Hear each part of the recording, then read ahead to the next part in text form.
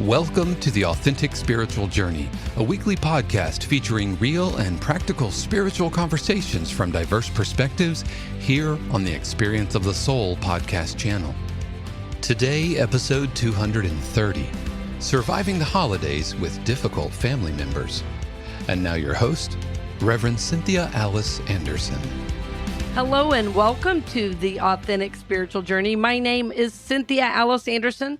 I'm the host, and I'm here this morning in 818 Studios with my producer. Good morning, everybody. This is Dave Croft. Thank you so much for joining us for episode 230 of the Authentic Spiritual Journey. As always, I want to welcome you to a brand new week, and I hope that you are doing well.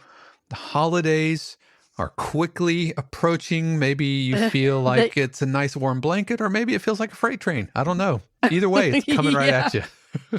Well, the holidays are an interesting time, aren't they, Dave? They because really are. like some of us love the holidays and others of us dread the holidays.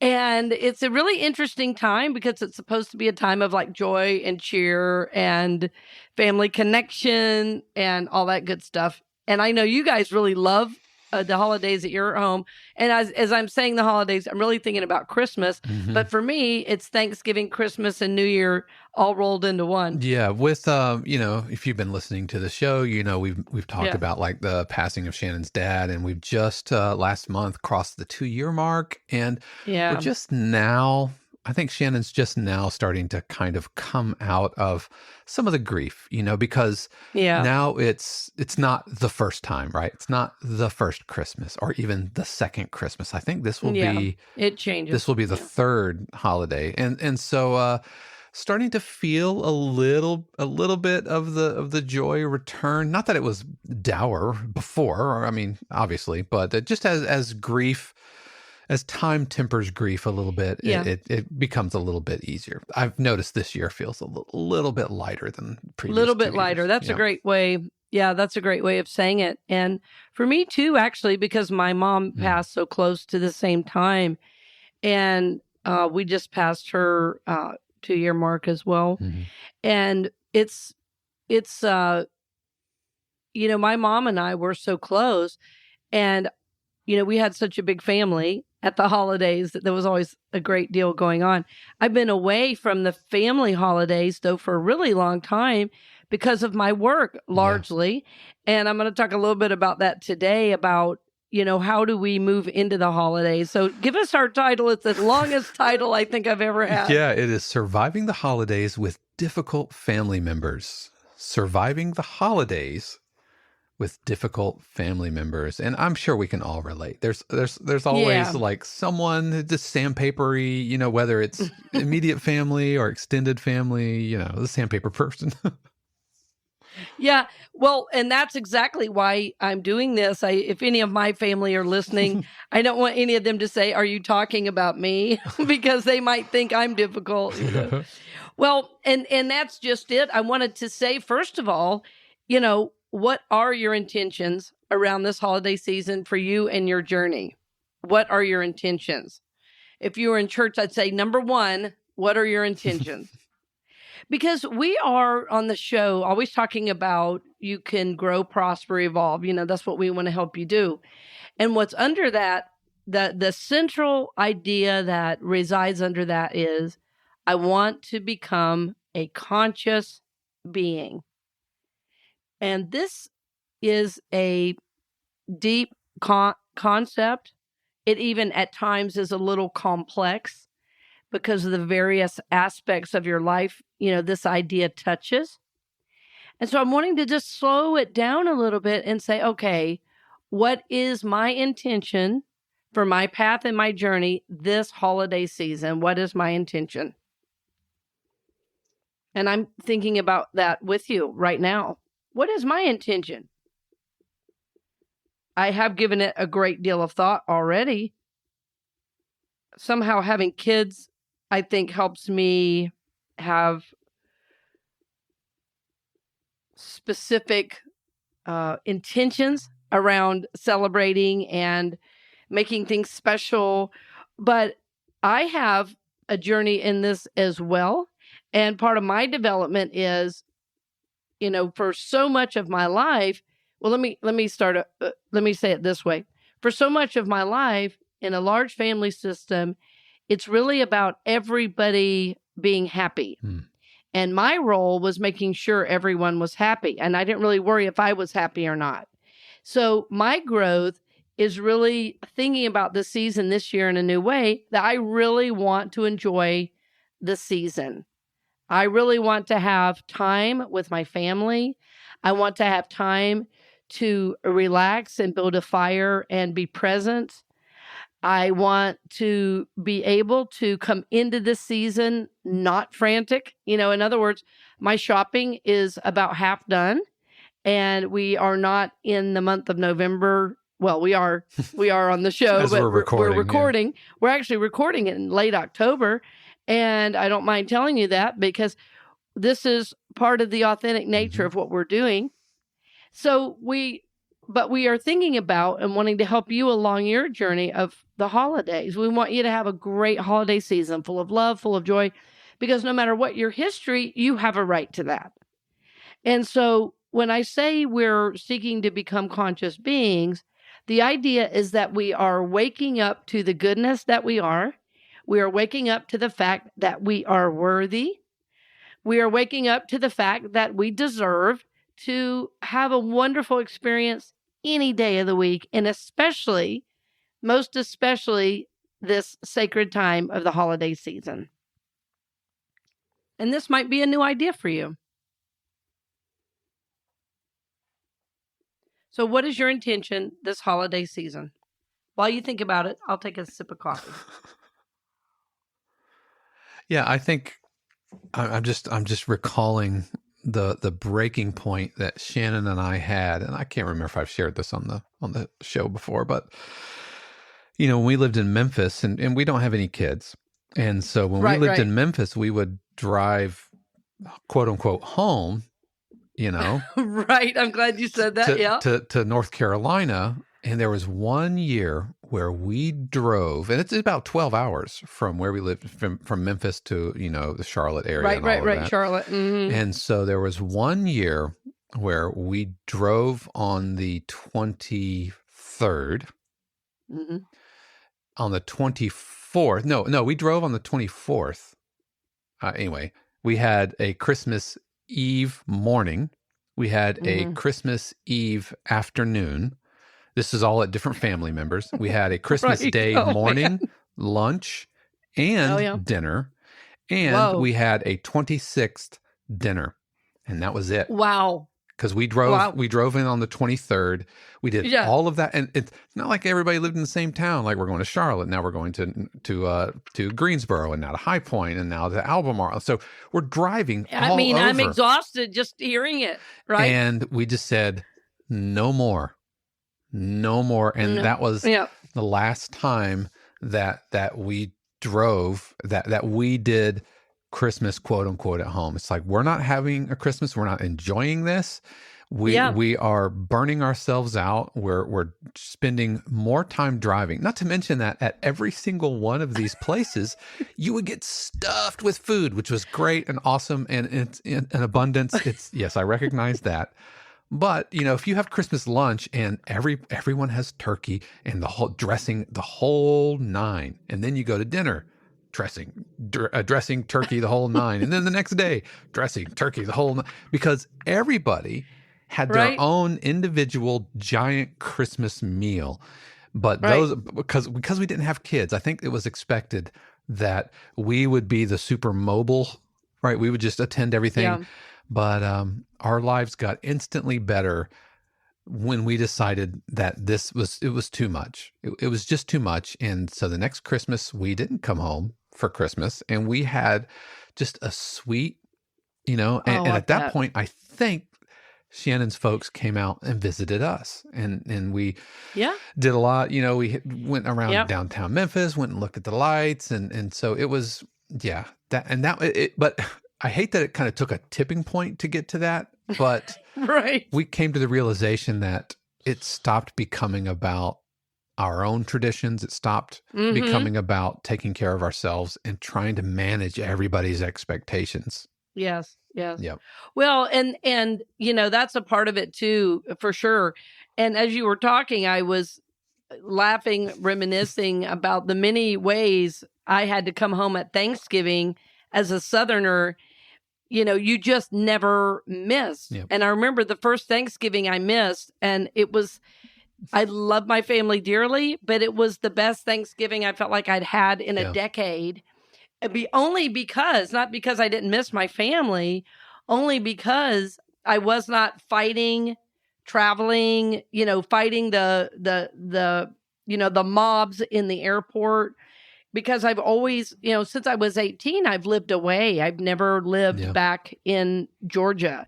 I still consider myself a Southern girl, born and raised, as they say. Well, actually, they say you don't raise children, you raise cattle, you rear children, but that's a whole nother thing. That's a whole nother show. That's a different but show. It was a big deal when I didn't go home for Thanksgiving the first time.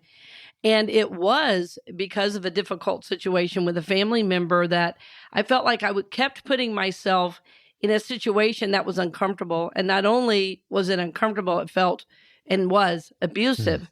So, but not only did I do that, I worked really hard to do that. I paid money. I didn't sleep. Sometimes I would take red-eye flights. And what I have noticed, looking back on my process and looking back on my own behaviors, is what I was really doing is acting out the family code around the holidays in a really, I was acting out the family code in a really specific and large way. It was almost an egregious way, which was no matter how hard it was for me, I still had to be home. And my family role was, no matter how hard it is for me, I have to make everyone happy. Now, my siblings are completely unaware that as far as I know, that was my role. But I know that was the role I played. And as I've aged, I've had little bits, mostly from in-laws, saying, "Oh no, you've done enough. Let's let somebody else pick up the helm." So just realizing, Dave, with you guys, somebody can actually come here. And just realizing, no, let's take care of ourselves just simply because of the travel. And you realize you're being run by expectations. And so I think when you did hit a wall, and like all of us, we call that, I call that the wall of awakening. Right. It's like, okay, I cannot freaking do this again. Yeah. So a new choice has got to be made. And that's often how we do become conscious and wake up. Yeah. And I think had we, had children, there would have been that really clear kind of delineation. Now the family becomes about, creating your Christmas for your own family. But because we transitioned right out of college into, married life and all of that, it was just the expectations that you would give to a college freshman were carried through, and it took that tipping point. And it wasn't this giant blowout. We're just like, no, we're done with this. On the drive home, we're like, this is it. I hope you all enjoy it, Grandma, but we are not doing this anymore. Well, and these are different times. Some of these ideas that everyone has to be home at this holiday is really an old idea. And it doesn't mean it's a bad idea, but people are living all over the country, not in the exact same town. Yeah. When you were all gathering for Thanksgiving, everyone lived within a few miles, right? And that's not the case anymore. And so there's a couple different families I work with, and one of the things they do is they do a Zoom call the next day, connecting, talking about what they did. And so it's more meaningful, and no one is tired. Right. And nobody has, hotels to pay for, and hotels, yeah. Not that we would stay and like crash on couches and spare bedrooms and everything. So that's a whole other thing. That's no fun either. No, that's no fun either. And you get to a certain age that's just no longer fun.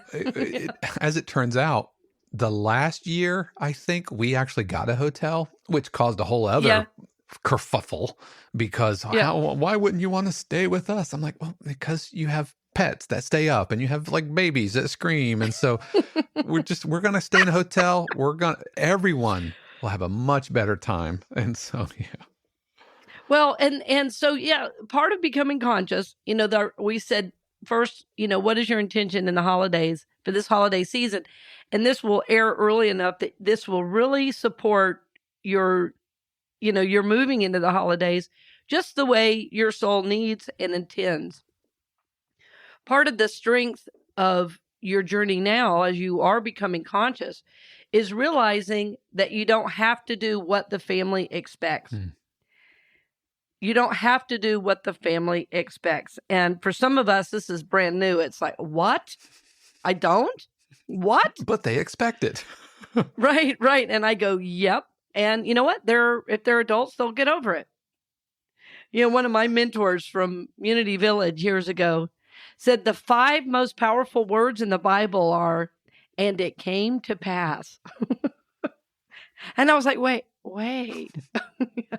And it came to pass. In other words, whatever everybody's so upset about, they'll be over it. That's right. In a week, probably 2. At the most, if anybody's hanging on to it longer than that, boy, is that really their problem. That's and right. Not yours. That's right. Yeah. Yeah. There bigger things are going on there. And bigger things are going on for them. So to think about, what is your intention? What are you trying to fit into in the family code and expectations? Now, having said that, so what I'm clearly saying is it may not be yours to quote unquote, as you said, Dave, quote unquote, go home, because you are home. Right. Wherever you live, wherever you are is home. But there may be a reason you want to or need to. This happens a lot with the people I work with. I find all of my clients to be so deeply caring about their families, about their children, their nieces and nephews, and many of them, like I did, like you all, Dave, have aging parents. And they are thinking, like I did the last few years, it's so important that I see my mom. Well, due to my work, largely, it was very difficult for me to go home to where I was born in Georgia, on the holidays. And I discovered it really wasn't much fun, because when I went, I was too tired. I was too jammed schedule-wise. So I would go home in December often, or even around my birthday in February. And I just made it my own kind of thing. But as my mom aged and there were family events, I did the best I absolutely could to go on a regular basis, because I knew I would not feel good about her not being connected to me, in her final days. So there are reasons for you to go. And I would not want you to go, well, RCA says I don't have to go to the family. And I'm not saying that. I'm saying you get to choose. But there may, in fact, be a strong reason to go. And if you need to go, I want you to be able to survive the holiday with difficult family members, and that to know that, like, you can survive it. You are strong enough. This will be the first year because with Larry's passing. But now Shannon's sister has moved to Oklahoma. And so it used to be that they would come down at Christmas, right? And Judy would go up to North Carolina for Thanksgiving. Right. But this year is the first year that nobody's coming to visit, and nobody's traveling. And so it'll just be me. New. Yeah, me, Shannon, and Judy at Christmas. And so we're a little nervous because there is that big heavy expectation, and how much of our production is it? I mean, we have committed, and I'm telling this to the universe. Of course, by the time this airs, no, it hasn't yet. But we're committing to setting up decorations the week after Thanksgiving. I think last year you didn't, right? Last year it was a couple of weeks into December before we did. And that felt late. Yeah, and then the year before, not at all, right? The year before, we barely got a tree barely. Up. Yeah. I remember it was really minimal. Yeah, but this year, the Saturday after Christmas, I'm going to pull it all out, or Thanksgiving rather. After Thanksgiving, and it's going to be up, all of December. And so, but how much of a big giant production are we going to make? We don't have the family for the big giant food spread. But that muscle memory, if you will, is right, so ingrained. I know, right? You know, it's you so go, strong. you get a platter, you get all this food. Am I smoking a turkey? All of this stuff. Yeah. Well, right. And that's what I mean about there's a real freedom in getting to make the choice of what you want to do. And for me, it brought the joy back into the holiday for me this year. Yeah. You know, I'm really enjoying my son has a big trip with his school orchestra, and they're going to be, you know, doing a big trip in early December. So he got a couple things early already in preparation, you know, some warm stuff. And, you know, living in Florida, who needs a sweater? And with how that kid grows, I have to buy him a new one every year anyway. Usually gets it around the holidays, just like, Merry Christmas early, bub. You know, here are some boots and here's a sweater and a, you know, and a hoodie, you know, because he never needs it here. But so that's bringing a lot of joy into our lives this year. And we are not going to do I'm not going to do any travel because I travel a lot for my work right now, that the holidays and being home and building a fire and being with the dogs and the cats and, you know, my loved ones sounds like heaven to me. That really, really sounds good. And what my family of origin typically does now is there's so many of us and everybody, all but one, have kids and one has 7 kids. So everybody kind of does their own thing. And then several days after Christmas, the family gets together. But I don't typically even do that because of holiday services and, you know, such as that. But when I've done it and when I've needed to do it, it was important for me to know I could do it. And here's what I mean. When family has been a source of pain, both emotional and sometimes physical, going into that environment for the holidays can literally be scary. And what I want to assure you of is that you're a grown person now, and that if you're not comfortable going into that, that is where your work is right now. Because you don't want to go into a situation that you cannot handle. And but I think typically we can handle it and we just think we can't. And I'm saying this as a caution because I worked with somebody years ago who was told by a therapist that, oh, you know, your dad's never going to hit you again. You're a grown woman. Well, that was not the case. And she went home for the holidays and it got extremely violent. So I couldn't possibly know what your family situation was.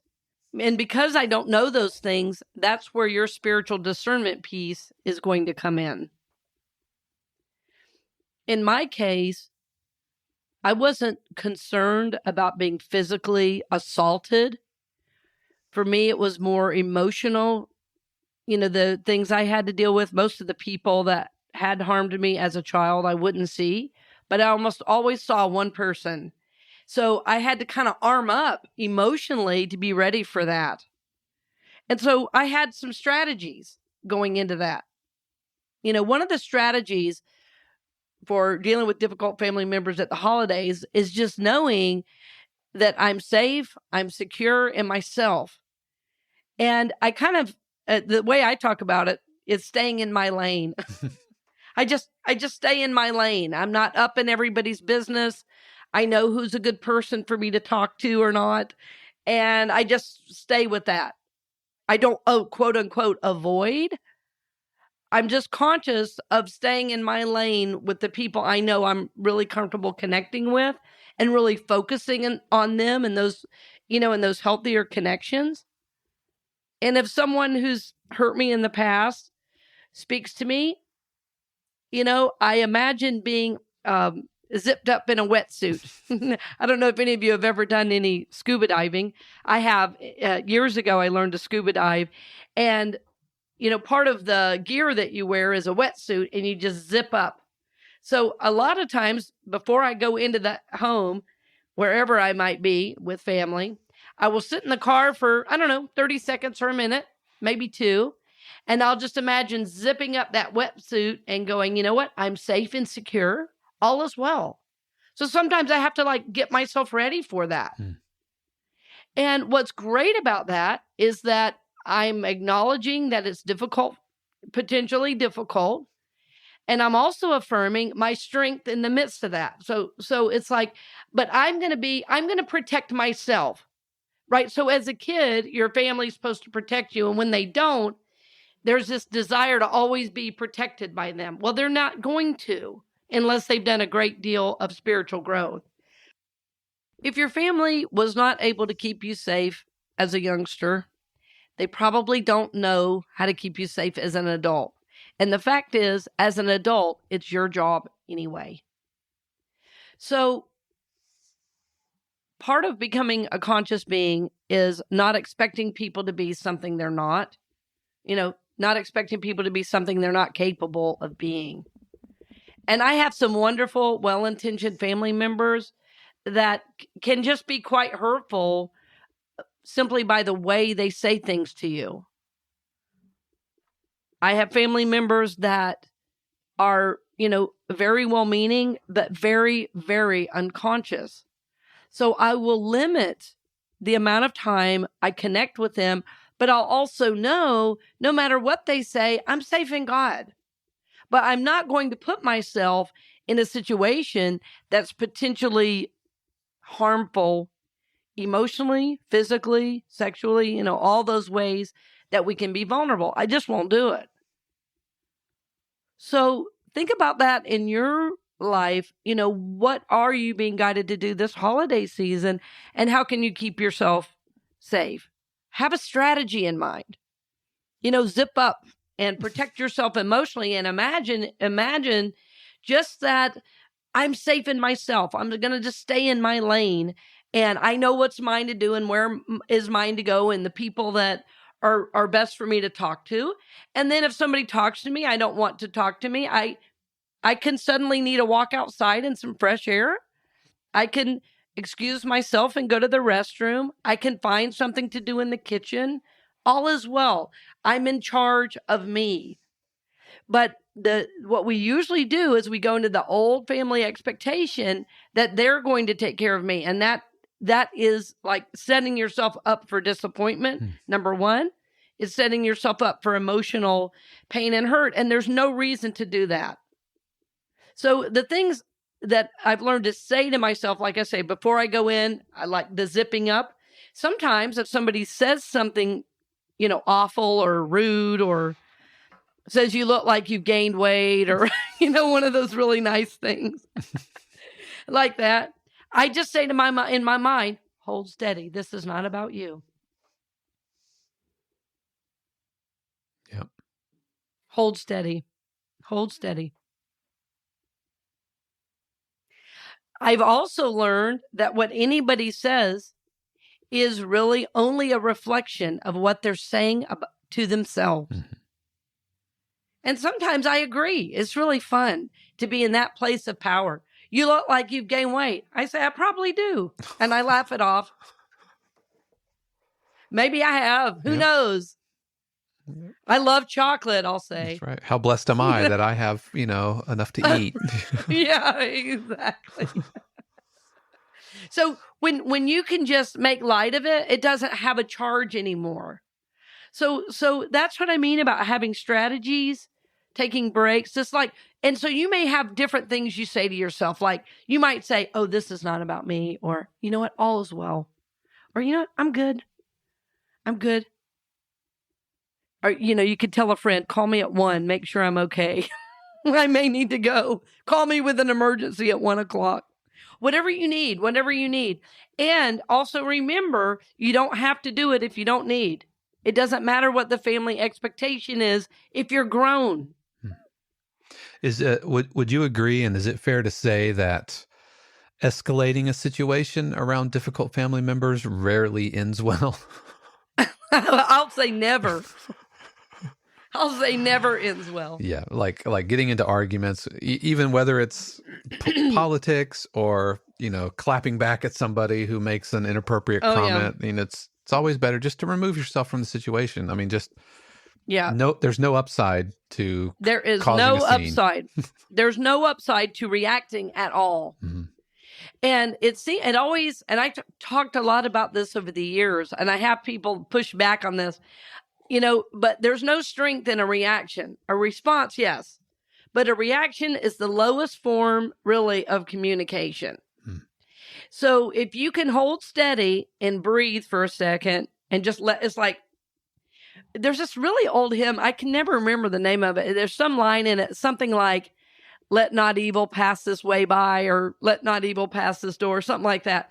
And I just sometimes imagine it just passing by and me with my hands in my pockets, not grabbing it, not grabbing that weird thing. Because what I know in general about, anyway, in my family, nobody's intending me actual harm. They just go unconscious. And so do I sometimes.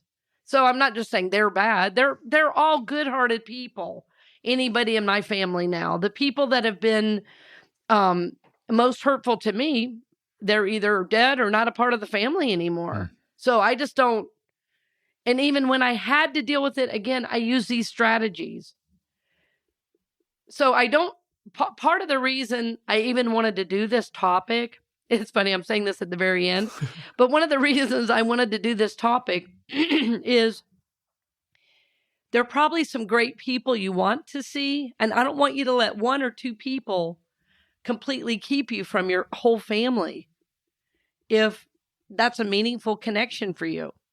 And that's the decision that you have to make. That's the discernment piece of, will there be enough good for me there that it's worth dealing with these one or two difficult people, because I want to feel like I'm a part of something bigger this holiday, and I really miss some of my family. You can also choose to only go see those family members. Yeah. I don't know what it's like to have a family of like one or two. You might be saying, well, none of this applies because I don't have a big thing. It may not.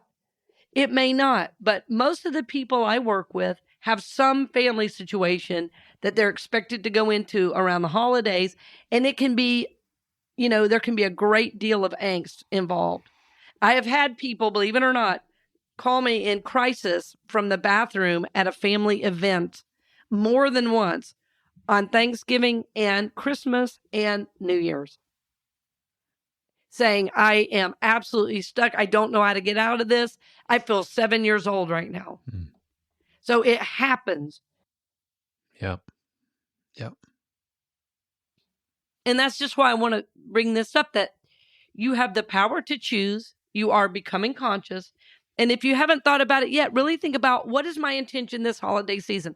What do I want to experience with myself, my own family? And friends, you can be a family of one. You don't have to have kids to be a family. You don't have to have a partner to be a family. You are a family in and of yourself. You can decide, do I want to be with friends? Do I want to be with family? And create a beautiful experience for yourself. And if you have to go into the family system, use those strategies and use it as a time for healing. What family code am I, unconsciously moving into, rather than just enjoying what I can and, holding steady, knowing I am more healed, more powerful, more at peace than anything that's going on here. And just, let it stay in your lane and let the weirdness pass you by. And as Dave said, don't react, stay present. And as you stay present to your reactions, as you stay present to the people there, you might actually find a new compassion, love, and grace for the people that you're surrounded with.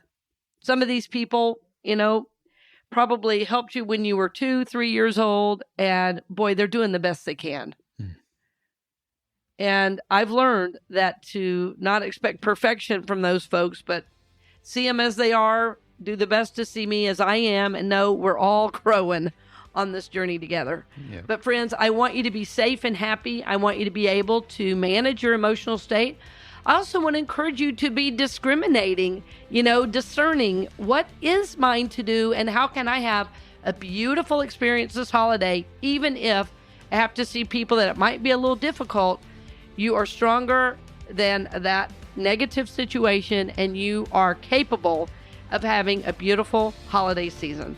This is our hope for you, dear friends. And listen, we are happy to have you along the journey. Always happy for your support, both financial and otherwise. And we're wishing for you a beautiful, beautiful season this year. Blessings on the journey, dear friend, and we'll see you next week. We hope you've enjoyed this episode of The Authentic Spiritual Journey here on the Experience of the Soul podcast channel. This channel is made possible because of listeners just like you. If you would like to support the channel with your tax-deductible contribution on an ongoing basis or through a one-time gift, head over to experienceofthesoul.com/support. The Authentic Spiritual Journey is copyright 2022, Cynthia Alice Anderson, all rights reserved. Our theme music is composed by Dave Croft and used with permission from RR Hot Publishing. The Experience of the Soul podcast channel is a production of 818 Studios.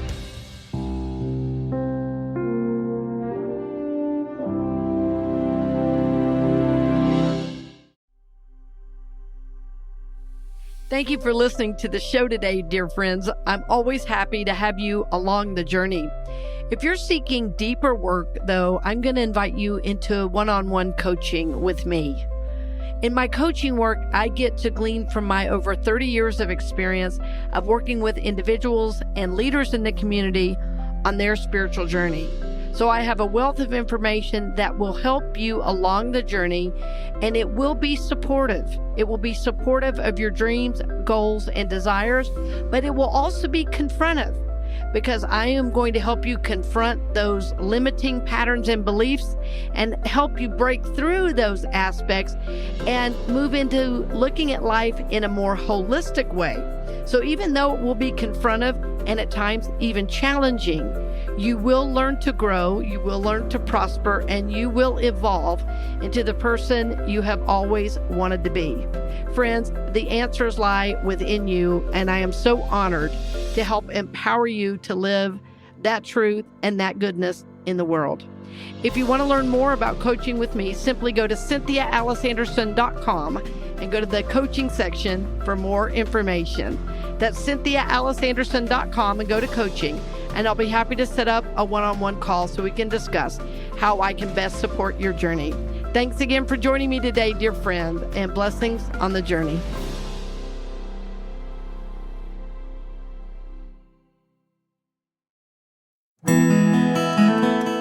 Hey friends, Sean here, your Experience of the Soul producer.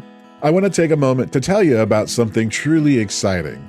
The Soulworks online community, created by your host, Cynthia Alice Anderson, and available on the Mighty Networks app.